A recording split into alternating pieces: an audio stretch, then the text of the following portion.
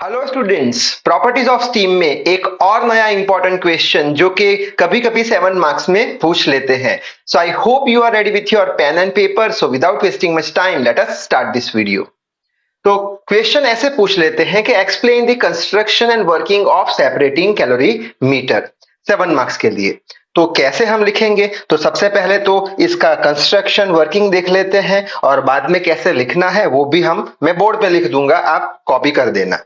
तो स्टार्ट करते हैं सबसे पहली लाइन पे कि सबसे पहले तो हम क्या लिखेंगे। तो कैलोरीमीटर यानी कि हम देख चुके हैं कि ऐसी एक डिवाइस की जो ड्राइनेस फ्रैक्शन वैल्यू मेजर करके देती हो स्टीम का। स्टीम के अंदर कौन से पार्टिकल्स होते हैं? दो पार्टिकल्स होते हैं, एक तो होता है लिक्विड पार्टिकल और एक होता है वेपर पार्टिकल। वाटर पार्टिकल बोल लो या वेपर पार्टिकल बोल लो। तो दी गई स्टीम के अंदर कितने वाटर पार्टिकल है और कितने वेपर पार्टिकल है वो अगर हमें जानना है तो हमें कैलोरीमीटर का यूज करना पड़ेगा। कैलोरीमीटर हमें वाटर और वेपर पार्टिकल का अमाउंट बता देंगे, यानी कि ड्राइनेस फ्रैक्शन बता देंगे। तो फर्स्ट लाइन हम क्या लिखेंगे कि separating calorimeter is such a device which is used to measure the dryness fraction value of a steam. ठीक है, अब कैसे मेजर करेगी तो देख लेते हैं। तो कंस्ट्रक्शन में कुछ ऐसे फिगर हमें बनानी होगी।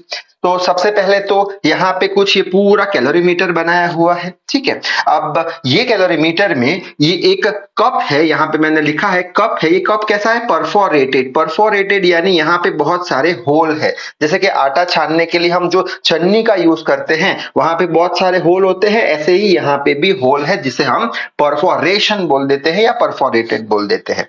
ठीक है, तो एक परफोरेटेड कप है, ये पूरा कैलोरीमीटर है। ये कैलोरीमीटर किससे कनेक्ट किया है? हमने एक वाटर लेवल इंडिकेटर से कनेक्ट किया है। अब वाटर लेवल इंडिकेटर किसका लेवल इंडिकेट करेगा? तो इसके अंदर जो वाटर है उसका लेवल इंडिकेट करेगा, यानी कि हमें वाटर लेवल इंडिकेटर से मास ऑफ वाटर मिल जाएगा। ठीक, अच्छा यहां तक समझ में आ गया। बाद में वापस से यहाँ पे हम एक मेन पाइप ले लेंगे। मेन पाइप के अंदर स्टीम होगी, वो स्टीम का हमें ड्राइनेस फ्रैक्शन मेजर करना है। ड्राइनेस फ्रैक्शन यानी इसके अंदर जो स्टीम है उसमें कितने वाटर पार्टिकल्स है और कितने वेपर पार्टिकल्स है वो हमें मेजर करना है, यानी एक्स का वैल्यू हमें मेजर करना है। ये मेन पाइप के अंदर जो स्टीम है उसका ड्राइनेस फ्रैक्शन हमें मेजर करना है। तो सबसे पहले तो हम क्या करेंगे कि ये जो हमारा सैंपलिंग पाइप है उसमें स्टीम ले लेंगे। ठीक है, उसमें स्टीम लेंगे क्यों? क्योंकि हम ये इसके अंदर जो मेन पाइप में जो स्टीम है उसका ड्राइनेस फ्रैक्शन मेजर करना है। तो एक छोटा सा सैंपल ले लेंगे स्टीम का, वो सैंपल का जो भी ड्राइनेस फ्रैक्शन का वैल्यू आएगा वही ड्राइनेस फ्रैक्शन मेन पाइप में जो स्टीम होगी उसका भी उतना ही होगा। ठीक है, अच्छा अब ये जो सैंपलिंग पाइप है वो फर्स्ट एंड पे परफोरेटेड है, वहां पे होल है। क्यों होल है? क्योंकि मेन पाइप के अंदर क्या होगा? प्रेशर बहुत ज्यादा होगा। ठीक है, और सैंपलिंग पाइप को वो फाड़ सकता है, तो सैंपलिंग पाइप पे हम होल बना देंगे जिससे करके प्रेशर कम हो जाए, स्टीम आसानी से पास हो जाएगी। तो ये फर्स्ट एंड फटेगा नहीं, इसलिए हम इसको भी परफोरेटेड कर देंगे। ठीक है, यहां तक बात समझ में आ गई। अब यहां पे हमने क्या बनाया है? एक पैसेज बनाया है। वो पैसेज कहां पे जाता है? वो पैसेज जाता है बैरल कैलोरीमीटर की तरफ, टूवर्ड्स बैरल कैलोरीमीटर। अब बैरल कैलोरीमीटर जो है वो किस पे रखा है? हमने पिछले वीडियो में देखा था, एक वेइंग प्लेटफॉर्म पे। ठीक है, जो वेट मेजर करता था, मास मिल जाएगा उसको तो उससे वेट मेजर हो जाएगा। ठीक है, तो ये बैरल कैलोरीमीटर में जा रहा है। ठीक है, अब इसका वर्किंग प्रिंसिपल देख लेते हैं। तो सबसे पहले हम क्या करेंगे कि हम मेन पाइप से स्टीम को सैंपलिंग पाइप में देंगे। तो सैंपलिंग पाइप में से जो स्टीम निकलेगी वो किस पे आके गिरेगी, किस पे इंपार्ट होगी? तो मैं बोलूंगा परफोरेटेड कप पे इंपार्ट होगी। तो कुछ इस तरीके से स्टीम इंपार्ट होना शुरू हो जाएगी परफोरेटेड कप पे। अच्छा, अब स्टीम के अंदर कौन से पार्टिकल होते हैं? वाटर पार्टिकल यानी लिक्विड और वेपर पार्टिकल यानी गैस। तो यहाँ पे जब ये स्टीम इंपार्ट करेगी यानी वाटर पार्टिकल और वेपर पार्टिकल ये कप पे गिरेंगे, इंपार्ट करेंगे, तब क्या होगा? वाटर और वेपर दोनों का डेंसिटी अलग अलग होता है। ठीक है, वाटर का डेंसिटी ज्यादा, वेपर का डेंसिटी कम।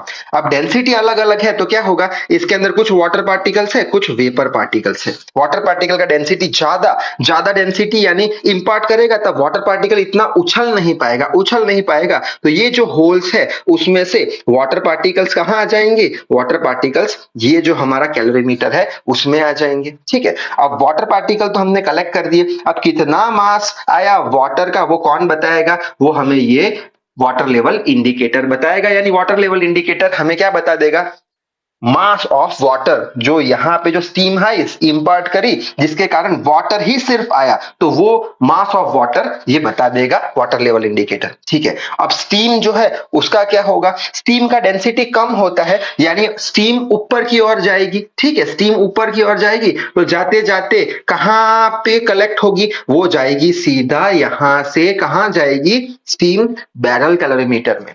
अब बैरल कैलोरीमीटर किस पे रखा है, वेइंग प्लेटफॉर्म पे, तो वेइंग प्लेटफॉर्म किसका वेट मेजर करेगा, जो भी स्टीम गई उसका वेट मेजर करेगा, यानी बैरल कैलोरीमीटर से हमें क्या मिलेगा, मास ऑफ स्टीम हमें मिल जाएगा। ठीक है, यानी यहाँ पे हमें दो चीज मिली, पहली चीज क्या मिली कि लिक्विड पार्टिकल आ गया, डेंसिटी डिफरेंस के कारण अलग हो गया, वाटर लेवल इंडिकेटर ने लिक्विड का मास बता दिया, वाटर का मास बता दिया, और स्टीम ऊपर गई और कहां पे चली गई, बैरल कैलोरीमीटर में, बैरल कैलोरीमीटर ने हमें क्या बता दिया, स्टीम का मास बता दिया।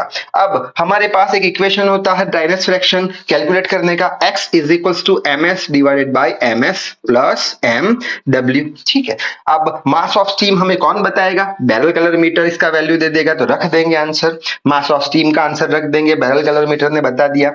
मास ऑफ वाटर कौन बताएगा, वाटर लेवल इंडिकेटर बताएगा। तो ये इक्वेशन का यूज करके हम जो स्टीम है उसके ड्राइनेस फ्रैक्शन वैल्यू मेजर कर सकते हैं। तो अंत में हम लिख देंगे कि with the help of this equation x is equals to ms divided by ms plus mw we can find the dryness fraction value of a steam with the help of this separating calorimeter।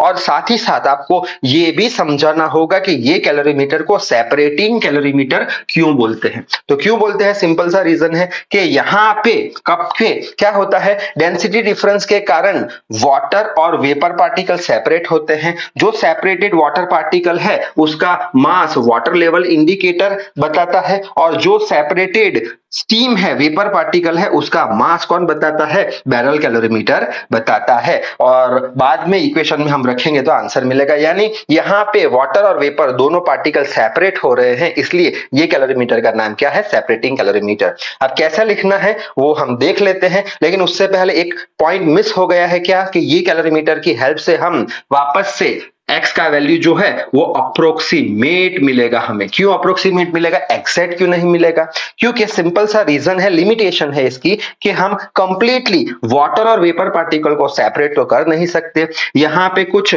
Water आया तो साथ साथ कुछ थोड़ी बहुत steam भी आने वाली है, कंप्लीट सेपरेशन होने वाला नहीं, यानी यहाँ पे कुछ स्टीम भी आएगी, कुछ स्टीम, जिसके कारण मास ऑफ वाटर हमें अप्रोक्सीमेट मिलेगा, एग्जैक्ट नहीं मिलेगा। साथ ही साथ ऊपर की साइड कुछ वाटर भी जाने वाला है, कुछ वाटर स्टीम के साथ, तो ये जो मास ऑफ स्टीम है वो भी हमें अप्रोक्सीमेट मिलेगा, एग्जैक्ट नहीं। तो यहाँ पे सारी वैल्यू अप्रोक्सीमेट आएगी, एग्जैक्ट नहीं, तो एक्स का वैल्यू कैसा मिलेगा, एक्स का वैल्यू मिलेगा अप्रोक्सीमेट। तो जल्दी से स्क्रीनशॉट ले लो, अब देखते हैं कैसे लिखेंगे। सबसे पहले तो हम लिख लेंगे कि it is a device used to measure dryness fraction value of a steam.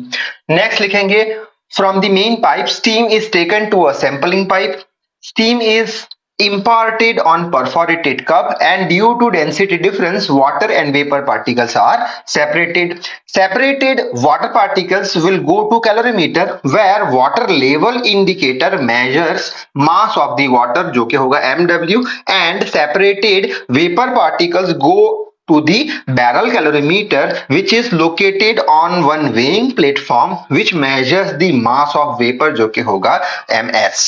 ठीक है, अब with the help of x is equals to ms divided by ms plus mw, ये इक्वेशन से we can find the value of dryness fraction with the help of separating calorimeter. अब इसे separating calorimeter क्यों बोला, तो लिख लेंगे here water and vapour particles are separated, that is why it is called separating calorimeter. और last में limitation लिख लेंगे कि it will provide approximate value of dryness fraction of steam, क्यों, as complete separation of water and vapor particles are not possible। तो यहां तक लिखने पर फुल मार्क्स मिल जाएंगे। इस वीडियो में बस इतना ही, तो तब तक के लिए पढ़ाई करते रहे। All the very best.